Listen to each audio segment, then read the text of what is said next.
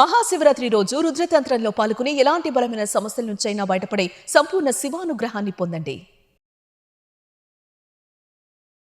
Welcome to సుమంటివి, నేను మీ సుమంటి వినాగ్. So according to Vedic astrology కనుక మనం చూసుకుంటే కర్మ సిద్ధాంతం, అందులోనూ ఆరుద్ర నక్షత్రం వారికి, ఎస్పెషల్లీ విమెన్కి కనుక మనం చూసుకుంటే ప్రస్తుతం వారి జాతక చక్రం ప్రకారం కనుక మనం చూస్తే ఎటువంటి కర్మని వారు అనుభవిస్తూ ఉన్నారు అండ్ దానికి రెమెడీ ఏంటి అనేది ఈరోజు మనతో పాటు వేదిక్ ఆస్ట్రాలజర్ ఉమా దేవరకొండ గారు ఉన్నారు. అది వారి మాటలో తెలుసుకుందాం.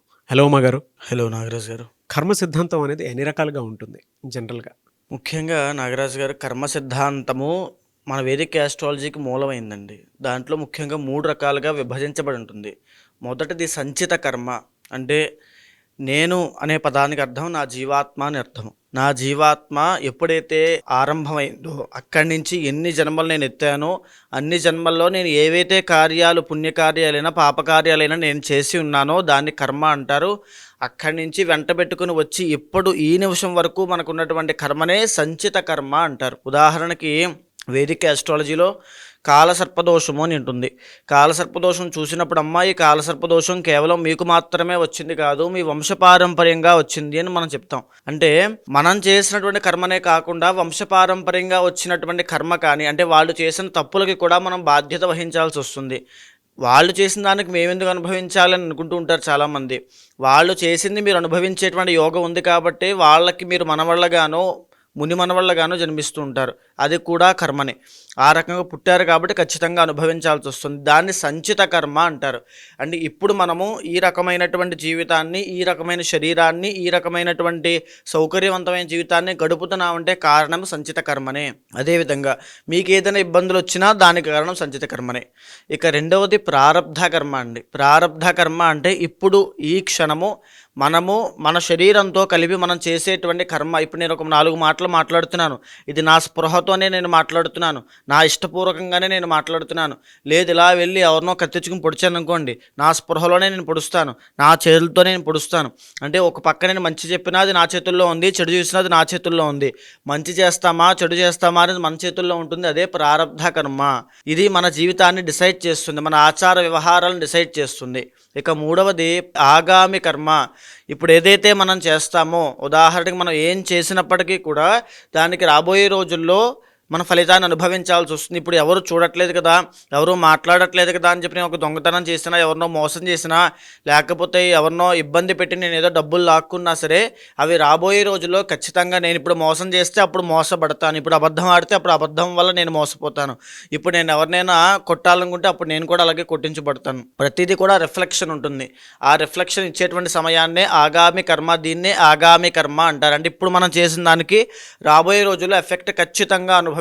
అది పుణ్యమైనా పాపమైనా ఖచ్చితంగా ఎవరిది వాళ్ళు అనుభవించి తీరాల్సిందే.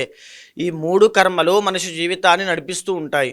వేదిక ఆస్ట్రాలజీకి మూలమైనటువంటిది, అత్యంత ముఖ్యమైనటువంటి కర్మలు ఇవన్నీ కూడా. ఇది ఈ 3 కర్మలకి సంబంధించింది నాగరాజ్ గారు. ఆరుద్ర నక్షత్రం వారికి, ఎస్పెషల్లీ విమెన్ కనుక మనం చూసుకుంటే అంటే ఏ పీరియడ్ ఆఫ్ కర్మ నడుస్తుందండి వాళ్ళకి ప్రస్తుతం అయితే? ఇప్పుడు ఆరుద్ర నక్షత్రం విమెన్ మనం మాట్లాడుకుంటున్నాం కాబట్టి అండి, వీళ్ళకి సంచిత కర్మ అనేటువంటిది మరీ ముఖ్యంగా చూసుకుంటే రాబోయే రోజుల్లో కూడా కంటక శని. ఎందుకు ఈ కంటక శని? ఇది కంటక శని అంటే వేదిక ఆస్ట్రాలజీలో వచ్చేటువంటి పదము. ఇప్పుడు ఆరుద్ర నక్షత్రము, ఈ కర్మ అనేటువంటిది జనరల్గా మనకి కంటికి కనబడదు. సో ఎలా అంటే వేదిక ఆస్ట్రాలజీలో ప్రతిదానికి సమాధానం ఉంటుందండి. అది ఎలా అంటే శనిని కర్మకారకుడిగా చెప్తారు. కర్మ ఇప్పుడు మనం మాట్లాడుకునే కర్మని ఏ టైంలో అనుభవిస్తాము అంటే శని యొక్క దశ అంతర్దశలు కానీ, శని యొక్క పీరియడ్ ఆఫ్ టైంలో కానీ అనుభవిస్తాము. ఇప్పుడు ఆరుద్ర నక్షత్రం వాళ్ళకి రాబోయేది ఏమిటి అంటే కంటక శని.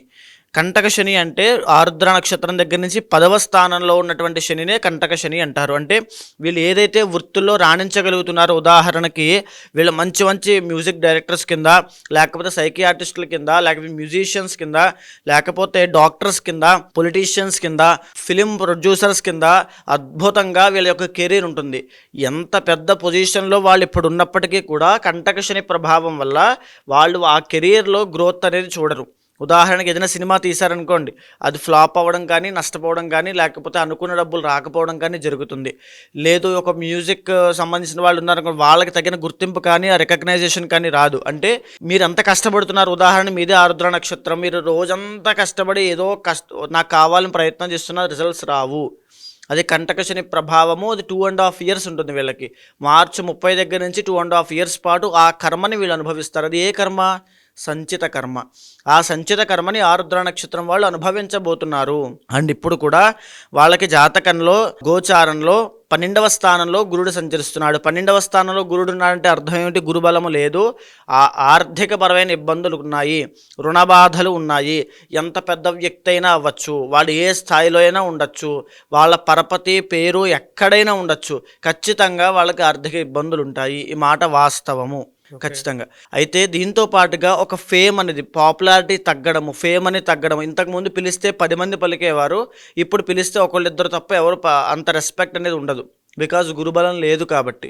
అదేవిధంగా ఇప్పుడు లగ్నంలో అంటే ఈ యొక్క మిథునంలో ఆరుద్ర నక్షత్రానికి సంబంధించినటువంటి రాశిలో కుజుడు సంచరిస్తుండడం వల్ల మేజర్గా ఆడవాళ్ళకి ఆరోగ్యపరమైన ఇబ్బందులు, ఈ రక్త దోషానికి సంబంధించినవి, లేకపోతే కుజుడు కాబట్టి పీసీఓడి కానీ పీసీఓఎస్ కానీ, లేకపోతే చర్మ వ్యాధులు కానీ, డెంటల్ ప్రాబ్లమ్స్ కానీ వచ్చే అవకాశాలు ఉంటాయి. ఇక దీంతో పాటుగా దూర ప్రయాణాలు ఏమైనా చేస్తూ ఉన్నట్లయితే కుజుడు లగ్నంలో సంచరిస్తున్నాడు కాబట్టి వాహన ప్రమాదాలు కూడా అయ్యే, అంటే ఫిజికల్ డ్యామేజ్ ఏదో విధంగా అయ్యే అవకాశం ఉంటుంది. ఆడవాళ్ళు చాలా జాగ్రత్తగా అప్రమత్తంగా ఉండండి. దీంతో పాటుగా మిథున రాశి వాళ్ళకి 10th house శుక్ర రాహుల యొక్క సంచారము, 9th house శని రవి బుధుల యొక్క సంచారము నడుస్తుంది. అంత గ్రహదశలు ఏమి కూడా అంత యోగించట్లేదు, గ్రహ సంచారం ఏమీ యోగించడం లేదు. ఫిబ్రవరి నుంచి ఏ మంత్ వరకు ఎలా ఉండే అవకాశం ఉంటుందండి వీళ్ళకి? ఫిబ్రవరి మాసంలో వీళ్ళకి అంత గ్రహాలు ఏమీ అనుకూలించట్లేదండి. ఓన్లీ 1 or 2 planets మాత్రమే అనుకూలిస్తున్నాయి. శుక్రగ్రహం మాత్రమే అనుకూలిస్తోంది. ఎవరైనా క్రియేటివ్ ఫీల్డ్లో ఉంటే, అంటే వాళ్ళ యొక్క క్రియేటివిటీ మీద, వాళ్ళ యొక్క శక్తి సామర్థ్యాల మీద, స్కిల్స్ మీదే సంపాదన ఉంటుంది. నేను కష్టపడితే నాకు వస్తుంది, నా క్రియేటివిటీ ఎంత బాగుంటే నాకు అన్ని కోట్లు వస్తాయి అనే ఫీల్డ్లో, అంటే ఉదాహరణకి ఒక ఫిలిం దాంట్లో కనుక వాళ్ళు వర్క్ చేస్తున్న ప్రొడ్యూసర్ కాదు, మళ్ళీ ఫిల్మ్ డైరెక్టర్స్ కానీ యాక్టర్స్ కానీ ఉన్నట్లయితే వాళ్ళకి మార్చి 30 వరకు కాస్త బాగుండే అవకాశాలు ఉంటాయి. మార్చి 30 వరకు. మార్చి 30 నుంచి ఏం స్టార్ట్ అవుతుందని చెప్పానండి? కంటక శని స్టార్ట్ అవుతుంది అని చెప్పాను. ఈ కంటక శని ప్రారంభమైన తర్వాత 2.5 years పాటు ఎక్కడ కెరీర్ పరంగా అయితే గ్రోత్ ఉండదు. ఈ మాట గుర్తుపెట్టుకోండి, కెరీర్ పరంగా గ్రోత్ ఉండదు. మధ్యలో ఒక్కొక్క గ్రహం, అంటే జూన్ తర్వాత మారేటువంటి గ్రహస్థితులు బట్టి వీళ్ళకి కాస్త ఏదో ఉపశమనం, ఆ కంటి తుడుపులాగా కాస్తలా వచ్చి మళ్ళీ వెనక్కి వెళ్ళిపోవడం లాంటివి రవి మారినప్పుడు, ఆ బుధుడు మారినప్పుడు, శుక్రుడు మారినప్పుడు వస్తాయి తప్ప 2.5 years వీళ్ళకి కంటక శని వల్ల గ్రోత్ ఉండదు. దీంతో పాటుగా మే 15వ తారీఖు తర్వాత గురుడు లగ్నంలోకి రాబోతున్నాడు. ఈ గురుడు మారిన తర్వాత కూడా ఈ యొక్క అప్పులు, మేజర్గా ఏమైనా పెద్ద పెద్ద అప్పులు ఉంటే అవి కాస్త తీరి చిన్న చిన్న అప్పుల్లా మారే అవకాశం ఉంటుంది. కానీ ఆ భారీ రుణ బాధల నుంచి కూడా బయటపడే అవకాశం అంత తొందరలో లేదు. మిథున రాశి వాళ్ళకి అంత యోగదాయకంగా గ్రహదశలు ఏమీ అనుకూలించట్లేదు. ఈ మాట గుర్తుపెట్టుకోండి. ఇంకా దీంతో పాటుగా 10వ స్థానం నుంచి రాహు 9వ స్థానంలోకి రాబోతున్నాడు. వచ్చిన తర్వాత ఎప్పుడు వస్తున్నాడు? మే 18వ తారీఖు తర్వాత వస్తున్నాడు. మే 18వ తారీఖు తర్వాత రాబోయేటువంటి, అంటే వీళ్ళకి ఏదైనా రావాల్సిన డబ్బులు ఉన్నాయనుకోండి, అవి కూడా మధ్యలో ఆగిపోవడము, ఆస్తి తగాదాలు అవ్వడము, వీళ్ళకి రావాల్సిన ఆస్తి విషయంలో కూడా ఎన్నో న్యాయపరమైన చిక్కుల్లో ఇరుక్కోవడము, లేకపోతే 9th house రాహు కాబట్టి తండ్రికి ఆరోగ్య సమస్యలు రావడము. అంటే ఈ సంవత్సరం అంతా కూడా ఎలా చూసినా వాళ్ళకి అంత గ్రహదశలు ఏమీ అనుకూలించట్లేదు. ఇంటర్నల్ జాతకంలో ఏవైనా ఒక గురుగ్రహం కానీ, శుక్రగ్రహం కానీ, లేకపోతే ఏదైనా ఒక బెనిఫిషియరీ ప్లానెట్ అనుకూలిస్తూ ఉన్నట్లయితే అద్భుతమైన యోగంతో వీళ్ళు ఈ ప్రాబ్లమ్స్ నుంచి ఓవర్కమ్ అయ్యే అవకాశం ఉంటుంది తప్ప ఈ సంవత్సరం అంతా కూడా మిథున రాశి వాళ్ళకి అంత యోగదాయకంగా లేదు. టిల్ అక్టోబర్ దాకా. అక్టోబర్ నుంచి మళ్ళీ డిసెంబర్ లోపు కాస్త ధన యోగము పట్టే అవకాశం ఉంటుంది, ధన వృద్ధి కలిగే అవకాశము, శుభకార్యాలు జరిగే అవకాశము, నూతన వస్త్ర వాహన వస్తు యోగాలు కొనేటువంటి అవకాశం ఉంటుంది. ఇవన్నీ కూడా అక్టోబర్ నుంచి డిసెంబర్ వరకు ఉంటాయి తప్ప అప్పటిదాకా ఏ యోగము పట్టే అవకాశం లేదు, బికాజ్ ఆఫ్ సంచిత కర్మ ఇదంతా కూడా. అండ్ మీరు ఇప్పుడు చూడండి, కర్మల్లో ప్రారబ్ధ కర్మను తీసుకుంటే కనుక ఈ ప్రారబ్ధ కర్మ వీళ్ళని ఏం చేస్తుంది అంటే, ప్రారబ్ధ కర్మ అంటే ఇందాక నేను ఎక్స్ప్లెయిన్ చేశాను, మనం ఏం చేస్తామో అదే. ఇప్పుడు ఈ శని ప్రభావం కూడా ఈ ప్రారబ్ధ కర్మ మీద ఎఫెక్ట్ అవుతుంది. వీళ్ళు ఎలా పనిచేస్తే అద్భుతమైన రిజల్ట్స్ పొందుతారో, ఏ దేవతారాధన చేస్తే అద్భుతమైన రిజల్ట్స్ పొందుతారో ఆ రెండూ చేయనివ్వదు. అక్కడికి వెళ్ళి అక్కడ ఒక 4 మాటలు మాట్లాడితే అద్భుతమైన కెరీర్ వీళ్ళకు ఉంటుంది అనుకోండి, అక్కడికి వెళ్ళడానికి ఎన్నో ఆటంకాలు వస్తే అక్కడ మాట్లాడలేని పరిస్థితి వస్తుంది. ఆ 2 ఆటంకాలే, కంప్లీట్ అక్కడ వెళ్ళరు వాళ్ళు, అది నిర్బంధించిపోతారు అక్కడే. హెల్త్ ఇష్యూస్ ఏమైనా ఉంటాయండి వీళ్ళకి? ఖచ్చితంగా ఏ మంత్లో ఎక్కువ ఉండే అవకాశం ఉంటుందండి? ఎలాంటి హెల్త్ ఇష్యూస్ ఉండే అవకాశం ఉంది? వీళ్ళకి ఈ యొక్క గురుబలం లేకపోవడము, తర్వాత శని వల్ల వెన్నుపూసకి సంబంధించిన ఇబ్బందులు ఫస్ట్ దండి. అండ్ రెండవది, ఒకవేళ పెద్దవాళ్ళు 60 పైన ఉన్న వాళ్ళకి బ్రెయిన్ స్ట్రోక్ కానీ హార్ట్ స్ట్రోక్ కానీ గురుబలం కూడా లేదు కాబట్టి ఈ 2 విషయాల్లో జాగ్రత్తగా ఉండాలి. అండ్ మేజర్గా ఉదర సంబంధించిన వ్యాధులు అంటే లంగ్స్కి సంబంధించిన వ్యాధులు అవి. తర్వాత ఇంటర్నల్ జాతకం కనుక చూస్తే 6th హౌస్ బట్టి కనుక వాళ్ళు ఏ ఏ ఆరోగ్య సమస్యలతో ఏ సమయంలో ఇబ్బంది పడతారో కూడా చెప్పొచ్చు. అదేవిధంగా ఇప్పుడు మనం మాట్లాడుకుంటే ఈ ప్రారంభ కర్మ అనేది వీళ్ళని ఆపేస్తుంది. వీళ్ళ గ్రోత్, వీళ్ళ కెరీర్ విషయంలో ఎందుకు గ్రోత్ ఉండదని నేను చెప్పానండి. వీళ్ళు ఏదైతే పని చేస్తే అద్భుతమైన కెరీర్ ఉంటుందో అదే చేయరు వీళ్ళు. అది తప్ప అన్ని విషయాల్లో అన్ని రాంగ్ డైరెక్షన్స్లోకి వెళ్తారు. అదే ప్రారంభ కర్మ.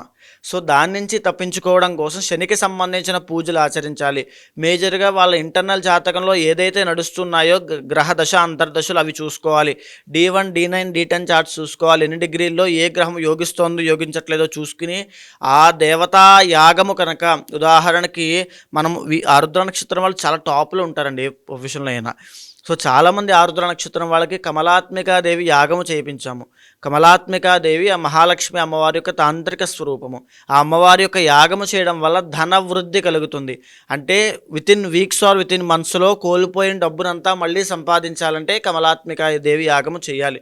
అలాంటి యాగము కానీ జాతకం బట్టి సుబ్రహ్మణ్య యాగమా, శ్రీరుద్ర యాగమా లాంటివి కనుక చేస్తే వితిన్ వీక్స్ ఆర్ మంత్స్లో వీళ్ళ కెరీర్ మళ్ళీ బాగుంటుంది. వీళ్ళకి అంటే శుభ ఫలితాలు ఏ డే ఎక్కువగా ఉండే అవకాశం ఉంటుందన్న? ముఖ్యంగా శివుడి యొక్క నక్షత్రం కాబట్టి సోమవారము, అధిపతి రాహు కాబట్టి మంగళవారము, ఈ 2 రోజులు కూడా యోగదాయకంగా ఉంటాయి. ఇంటర్నల్ జాతకం బట్టి కూడా ఏ రకమైన యోగం వీళ్ళకి అత్యంత యోగదాయకంగా ఉంటుందో కూడా మనం చెప్పొచ్చు. అయితే కర్మ సిద్ధాంతం ప్రకారం కనుక మనం చూసుకుంటే వారు అనుభవిస్తున్నటువంటి కర్మలు ఏవైతే ఉంటాయో వాటి నుంచి ఒక్కొక్క రిలీఫ్ కోసం అయినా సరే, ఎలానంటే జనరల్గా అడుగుతూ ఉన్నాను, ఎలాంటి రెమెడీ పాటిస్తే బాగుంటుందంటారు? మేజర్గా నాగరాజు గారు, మనము ఏ కర్మతో బాధపడుతున్నా అది కర్మనే, అది కష్టమే.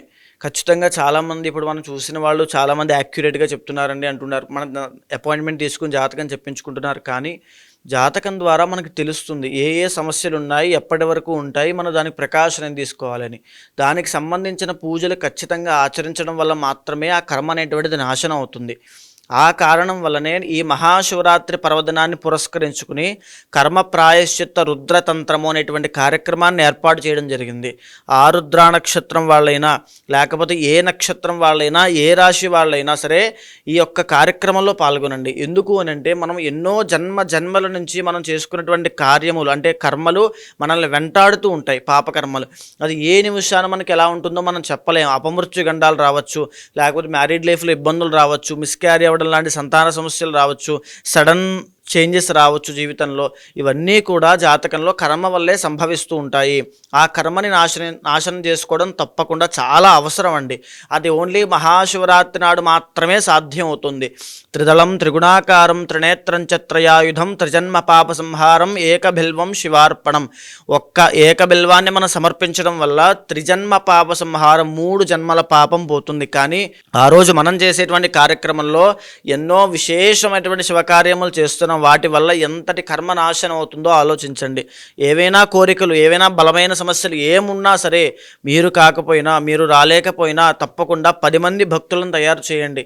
10 మందికి ఆది దంపతులు అనుగ్రహం పొందేలా 10 మందికి ఈ విషయాన్ని చెప్పండి. 10 మంది కార్యక్రమంలో పాల్గొనేలా చేయండి. ఎప్పుడు ఎక్కడుండే అవకాశం ఉంటుందన్న? ఫిబ్రవరి 26వ తారీఖు సాయంత్రము అంటే ఇంచుమించుగా రాత్రి 8 గంటలకు ప్రారంభమయ్యి ఆ జాగరణ అంతా కూడా స్వామి సన్నిధిలోనే ఉదయం సూర్యోదయం అయ్యేంత వరకు జరుగుతుంది. శివరాత్రి జాగరణ ఉంటుంది తప్పకుండా. అవునండి. ఓకే. రాత్రంతా జాగరణలోనే ఈ యొక్క స్వామి లింగోద్భవ కాల పూజలు అంటారు. లింగోద్భవ కాలం స్వామి ఏదైతే సమయంలో ఆవిర్భవించారో ఆ సమయంలో మాత్రమే ఇది చేయాలి. సో మనం చేసేటువంటి కార్యక్రమము హైదరాబాద్ శ్రీనగర్ కాలనీ సత్యసాయి సేవా నిగమాగమం అనేటువంటి ప్రదేశంలో జరుగుతోంది. మీరు కింద కనిపించేటువంటి నెంబర్కి కాల్ చేస్తే మా వాళ్ళు మీకు పూర్తి వివరాలన్నీ కూడా చెప్తారు. సో ఎవరైనా సరే పార్టిసిపేట్ చేయాలి అనుకునేటువంటి వాళ్ళు స్క్రీన్ మీద మీకు ఉమాగారి కాంటాక్ట్ నెంబర్ కనిపిస్తుంది. దానికి మీరు కాల్ ఆర్ మెసేజ్ వాట్సాప్ చేసినా సరే, మీరు ఎవరైనా సరే మహాశివరాత్రి రోజు కనుక, అంటే జన్మానికి శివరాత్రి అని చెప్పేసి మాట్లాడుకుంటూ ఉంటాము. అలా నిజంగానే ఉమాగారు చెప్పినట్లు 3 జన్మల పాపాలను ఒకటేసారి నాశనం చేసుకోవాలి, అంటే కర్మ సిద్ధాంతం ప్రకారం నాశనం చేసుకోవాలి అనుకున్నటువంటి వాళ్ళు ఎవరైతే ఉంటారో, మీ నమ్మకాన్ని బట్టి మీరు అప్రోచ్ అవ్వాలి అనుకుంటే స్క్రీన్ మీద మీకు కాంటాక్ట్ నెంబర్ కనిపిస్తుంది. శ్రీనగర్ కాలనీ సత్యసాయి నిగమాగమము. సో అక్కడ ఉంటుందన్నమాట అకేషన్ అంతా. ఎవరైనా ఎన్రోల్ చేసుకోవాలనుకుంటే వెంటనే స్క్రీన్ మీద కనిపిస్తున్న నెంబర్ సంప్రదించండి. థ్యాంక్ యూ సో మచ్ అమ్మ గారు. థ్యాంక్ యూ అండి. సుమన్ టీవీలో మీ పర్సనల్ అండ్ బిజినెస్ ప్రమోషన్స్ కోసం కింది నెంబర్కి కాంటాక్ట్ చేయండి.